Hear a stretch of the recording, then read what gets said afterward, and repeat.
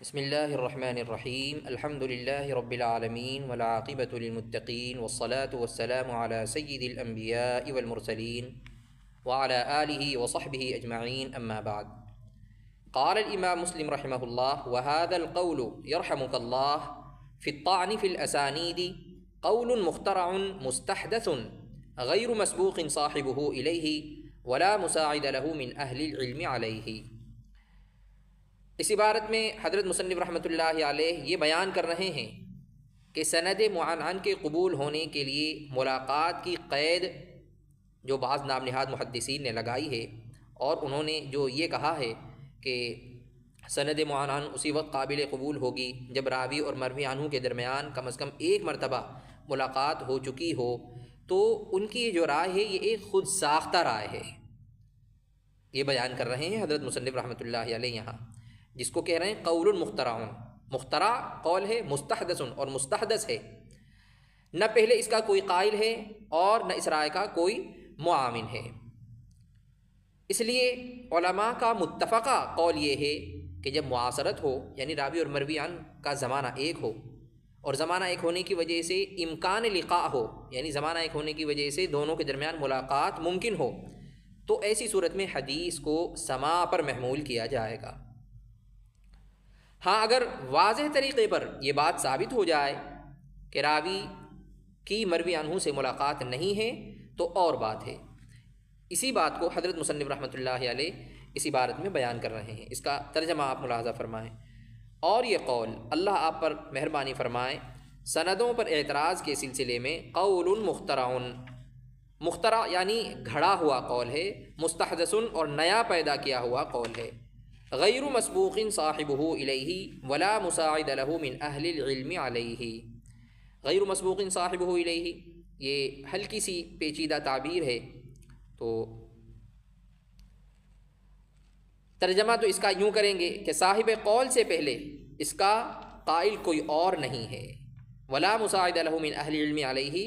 اور نہ ائمہ حدیث میں سے کوئی اس کا مؤید اور موافق ہے۔ سادہ سا ترجمہ اس عبارت کا یہ ہے۔ البتہ ہلکی سی اس کی پیچیدگی دور کرنے کے لیے تھوڑی سی وضاحت اس کی یہ ہے کہ سبق الیہ، کیونکہ غیر مسبوق الیہ عبارت آئی ہے تو سبق سے یہ ماخوذ ہے، تو سبق الیہ کے معنی ہوتے ہیں آگے بڑھنا،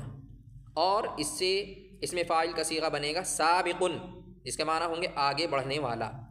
اور اس میں مفعول کا صیغہ کیا ہوگا مسبوق، یعنی پیچھے رہنے والا۔ تو جماعت کے اندر جو شخص پیچھے رہ جاتا ہے اسی لیے اس کو مسبوق کہتے ہیں۔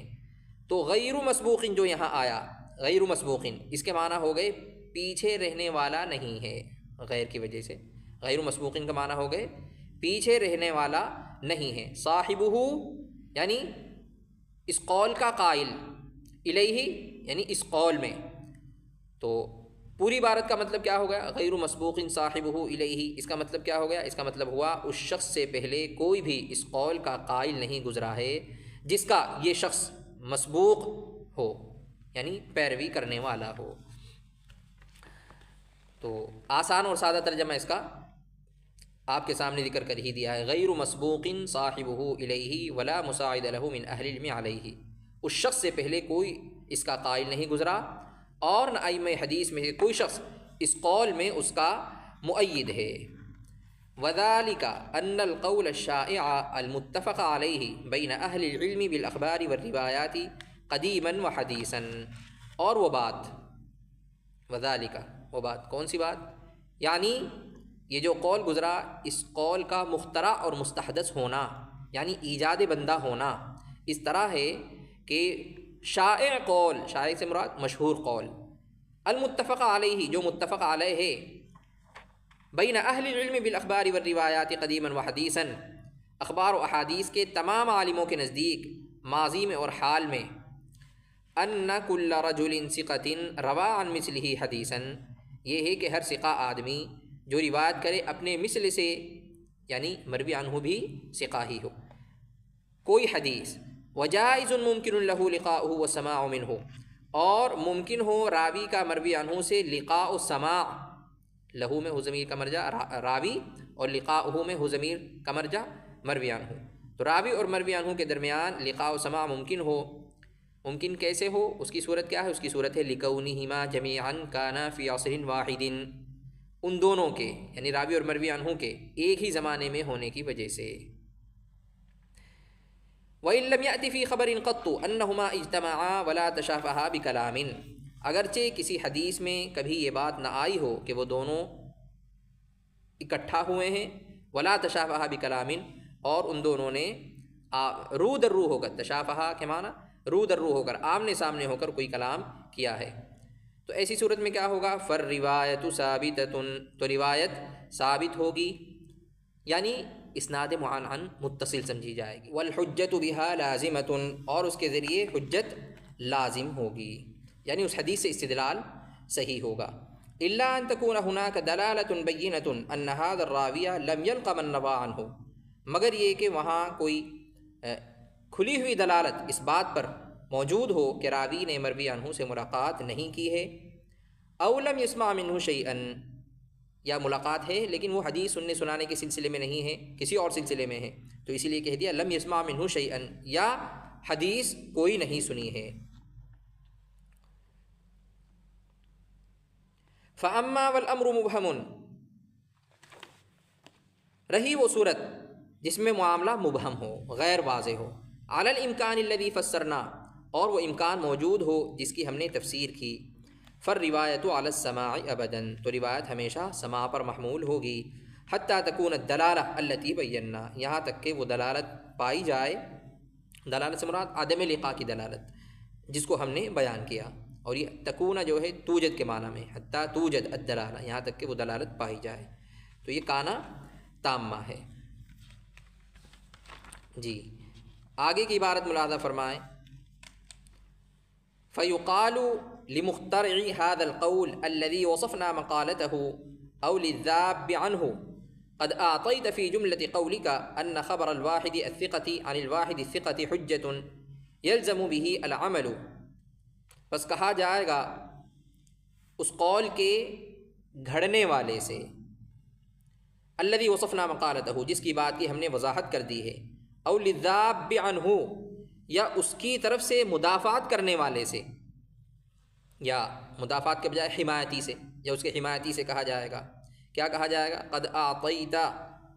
یہ اعطیتا سلمتا کے معنی میں ہے کہ آپ نے تسلیم کر لیا ہے، یا اعترفتا کے معنی میں کہ آپ نے اعتراف کر لیا ہے، فی جملتی قولی کا دوران کلام، کیا تسلیم کر لیا ہے؟ ان خبر الواحد الثقۃ عن الواحد الثقۃ حجۃ، کہ ایک ثقہ آدمی کی دوسرے ثقہ آدمی سے روایت کیا ہے؟ حجت ہے، یلزم به العمل، اس پر عمل لازم ہے، ثم ادخلت فیہ الشرط بعد، پھر آپ نے اس میں شرط لگا دی، شرط سے مراد شرط لقاء، شرط لقاء آپ نے لگا دی، اور یہ کہا کہ اسی وقت حجت ہے حدیث، حتی نعلم انہما قد کانا التقیا مرۃ فصاعدا، جب ہمیں معلوم ہو جائے کہ وہ دونوں ایک بار فصاعدا، یا ایک سے زیادہ بار مل چکے ہیں، وسمع منہ شیئا، اور راوی نے مروی عنہ سے کوئی حدیث سنی ہے،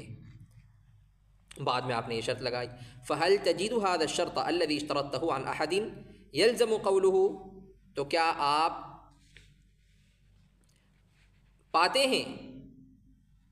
اس شرط کو جس کو آپ نے لگایا ہے کسی ایسے محدث سے، یلزم قولہ، جس کی بات ماننی لازم ہو، یعنی جو ایسا انسان ہو جس کا قول لازم ہو، اس کی امامت کی وجہ سے وہ امامت کا درجہ رکھتا ہو، یہ شرط کسی ایسے آدمی سے مروی ہے؟ اگر مروی نہیں ہے، حلم دلیلا علی ما زعمتا،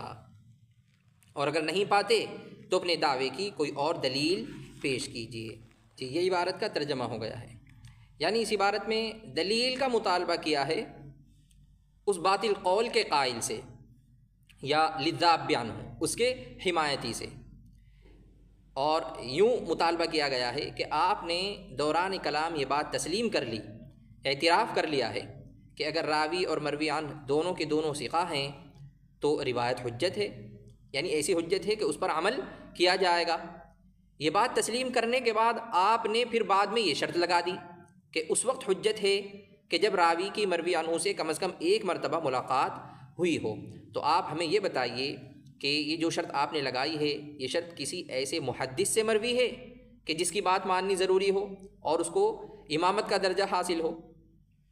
اگر آپ نقل پیش نہیں کر سکتے تو کم از کم آپ کو دلیل عقلی ہی پیش کرنی چاہیے۔ تو آپ نے جو اپنی بات رکھی ہے، جو اپنی رائے رکھی ہے، اس رائے پر آپ کے پاس کوئی دلیل ہے؟ دلیل اگر نہیں ہے تو آپ کی بات بلا دلیل کیسے مانی جائے گی؟ جی یہ تو خلاصہ ہوا اس عبارت کا۔ یہاں آپ نے دیکھا کہ ان خبر الواحدی الثقۃ عن الواحد الثقۃ، یہاں اس کی یہ عبارت تھوڑی سی تشریح طلب ہے۔ اس کی تشریح یہ ہے کہ مصنف رحمۃ اللہ علیہ نے یہاں خبر واحد کا مسئلہ بیان کیا ہے، تو سمجھ لینا چاہیے کہ خبر واحد کا اطلاق دو معنی پر ہوتا ہے۔ ایک معنی تو ہے لغوی، خبر واحد لغوی۔ خبر واحد لغوی تو یہ ہے کہ ناقل ایک ہو، اس کو نقل کرنے والا ایک ہی ہو، اور دوسرا معنی ہے خبر واحد اصطلاحی۔ خبر واحد اصطلاحی کیا ہے؟ خبر واحد اصطلاحی وہ خبر ہے جو درجہ تواتر کو نہ پہنچی ہوئی ہو، درجہ تواتر کو نہ پہنچی ہوئی ہو۔ اور متواتر بھی آپ حضرات جانتے ہیں، متواتر کس کو کہتے ہیں؟ جس کے نقل کرنے والے ہر طبقے میں اتنے زیادہ ہوں کہ ان کا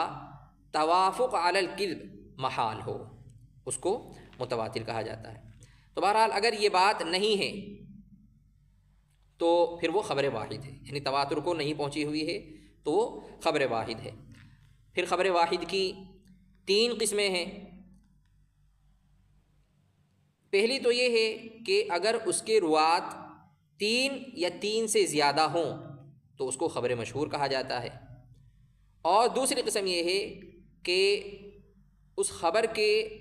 ہر طبقے میں دو راوی ہیں تو اس کو خبر عزیز کہتے ہیں، اور اگر راوی ایک ہے، تیسری قسم یہ ہے کہ راوی اگر ایک ہے تو اس کو پھر خبر غریب کہتے ہیں۔ پھر اگر شروع سے آخر تک ایک ہی ہے تو اس کو علی الاطلاق غریب کہا جائے گا اس خبر کو، اور اگر کہیں ایک رہ گیا تو پھر یہ غرابت مطلق نہیں ہوگی بلکہ مقید ہوگی۔ تو یہاں مصنف رحمۃ اللہ علیہ نے یہ مسئلہ خبر واحد کے سلسلے میں بیان فرمایا ہے، اور مراد کیا لیا ہے جیسا کہ بھی بیان کیا کہ خبر واحد یا تو لغوی ہے یا خبر واحد اصطلاحی ہوتا ہے۔ یہاں مصنف رحمۃ اللہ علیہ نے کون سا مراد لیا ہے؟ تو مصنف نے یہاں خبر واحد سے خبر لغوی کو مراد لیا ہے۔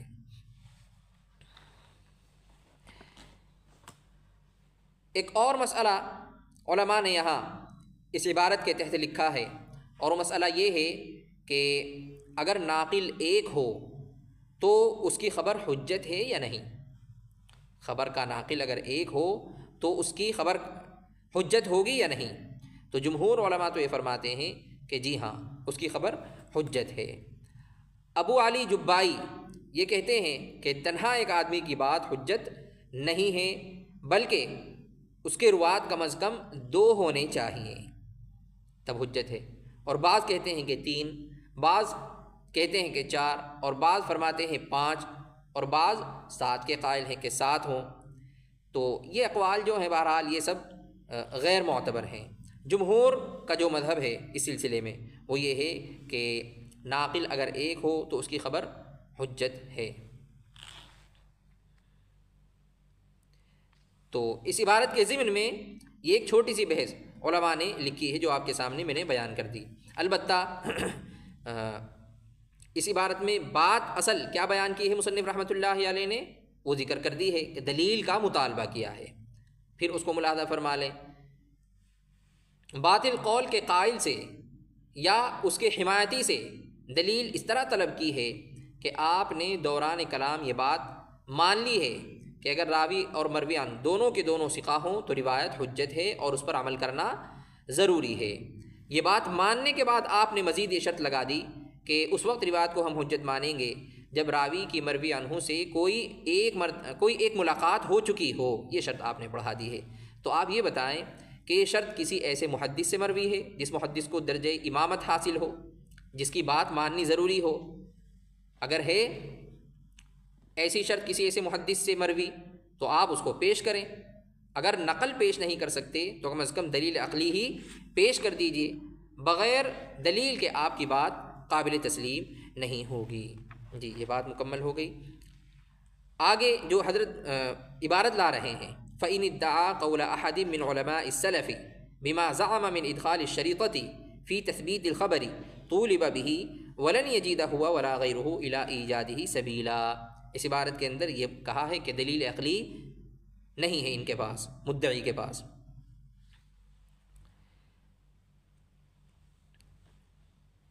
ترجمہ ملاحظہ فرمائیں اس کا، فَإِنِ ادَّعَا قَوْلَ أَحَدٍ مِّنْ عُلَمَاءِ السَّلَفِ، پس اگر وہ شخص علماء متقدمین میں سے کسی کے قول کا دعویٰ کرتا ہے، بما زعم من ادخال الشریطۃ فی تثبیت الخبر، اس بارے میں جو اس کا خیال ہے، یعنی شرط بڑھانا تثبیت خبر کے سلسلے میں، یعنی حدیث کو پکا کرنے کے لیے، طولب بہ، تو اس سے اس قول کا مطالبہ کیا جائے گا، ولن یجد هو ولا غیرہ الی ایجادہ سبیلا، اور اس باطل قول کا قائل اور اس کا حمایتی ایسا قول اپنی طرف سے بنانے کی کوئی سبیل نہیں پائے گا، یعنی مدعی کے پاس اپنے قول کی کوئی سند نہیں ہے۔ علماء متقدمین میں سے کسی کا قول اس کی تائید نہیں کرتا ہے، اور یہ مدعی کسی کا جعلی قول بھی پیش نہیں کر سکتا۔ تو اب ثابت ہوا کہ مدعی کا قول کیا ہے؟ مخترع ہے، مستحدث ہے، یعنی ایجاد بندہ ہے۔